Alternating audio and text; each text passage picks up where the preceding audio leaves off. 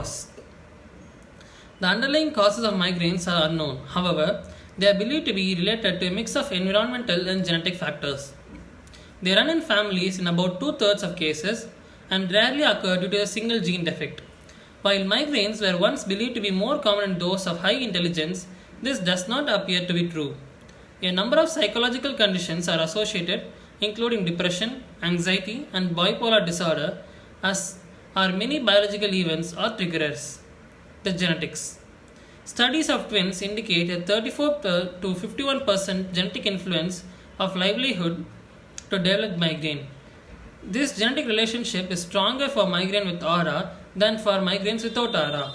A number of specific variants of genes increase the risk to by a small to moderate amount. Single gene disorders that result in migraine are rare. One of these is known as familial hemiplegic migraine, a type of migraine with aura which is inherited in an autosomal dominant fashion. 4 genes have been shown to be involved in familial hemiplegic migraine. Triggerers. Migraine may be induced by triggerers, while some reporting it as an influence in a minority of cases and others the majority. Many things such as fatigue, certain foods, and weather have been labeled as triggers. However, the strength and significance of these relationships are uncertain. Most people with migraines report experiencing triggers.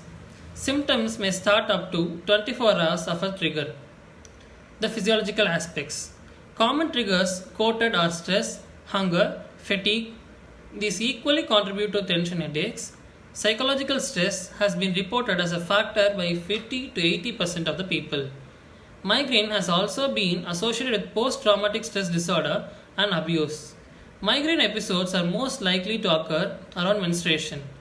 Other hormonal influences such as menarche, oral contraceptive use, pregnancy, premenopausal and menopause also play a role. These hormonal influences seem to play a greater role in migraine without aura. Migraine episodes typically do not occur during the second and third trimesters of pregnancy or following menopause. Dietary aspects. Between 12 to 60% of people report food as triggers. Evidence for such triggers, however, mostly relies on self-reports and is not rigorous enough to prove or disprove any particular trigger. A clear explanation for why food might be a trigger migraine is also lacking. The environmental aspects. A review on potential triggers in the indoor and outdoor environment concluded that there is sufficient evidence to confirm environmental factors causing migraine. They nevertheless suggested that people living with migraine take some preventive measures related to indoor air quality and lighting. This includes ventilation and various blackout items to reduce light as a maximum rate. The pathophysiology. Pathophysiology of migraine is believed to be primarily a neurological disorder, while others believe it to be a neurovascular disorder with blood vessels playing the key role, although current evidence does not support this completely. Others believe both are likely important. One theory is related to increased excitability of the cerebral cortex and abnormal control of pain neurons in the trigeminal nucleus of the brainstem. The pathophysiology of aura. Cortical spreading depression or spreading depression, according to Leo, is a burst of neuronal activity followed by a period of inactivity, which is seen in those with migraines with aura. There are a number of explanations for its occurrence, including activation of NMDA receptors leading to calcium entering the cell. After the burst of activity, the blood flow to the cerebral cortex in the area affected is decreased for 2 to 6 hours. It is believed that when depolarization travels down the underside of the brain, nerves that sense pain in the head and neck are triggered. Pain. The pathophysiology of pain. The exact mechanism of head pain which occurs during migraine episode is unknown. Some evidence supports a primary role for central nervous system structures such as the brainstem and diencephalon, while other data support the peripheral activation such as via the sensory nerves that surround blood vessels to the head and neck. The potential candidate vessels include dural arteries, pile vein arteries, and extracranial arteries such as those of scalp. The role of vasodilators of the extracranial arteries in particular is believed to be significant. The neuromodulators. Adenosine, a neuromodulator, may be involved.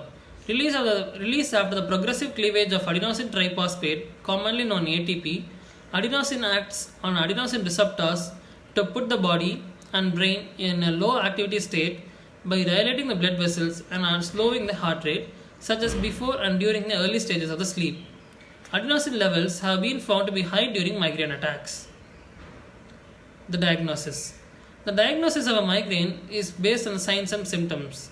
Neuroimaging tests are not necessary to diagnose migraine but may be used to find other cases of headaches in those whose examination and history do not confirm a migraine diagnosis. It is believed that a substantial number of people with condition remain undiagnosed. The diagnosis of migraine without aura, according to International Headache Society, can be made according to the following criteria: 5, 4, 3, 2, 1 criteria. 5 are most attacks for migraine with aura. 2 attacks are sufficient for diagnosis. 4 hours to 3 days in duration. 2 to more are the following: unilateral pain, pulsation pain, moderate or severe pain in intensity, worsened or cause avoidance of routine physical activity. 2 or more of these following can confirm the migraine: nausea or vomiting, sensitive to both light and sound.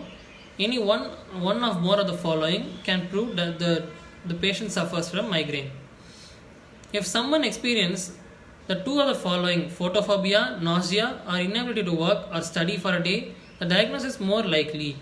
In those with 4 or 5 out of the following, pulsating headache, duration of 4 to 72 hours, pain on the one side of the head, nausea, symptoms that interfere in one person's life, the probability is that it is migraine in 92%. In those with fewer than 3 to 4 symptoms of these, the probability is 17%.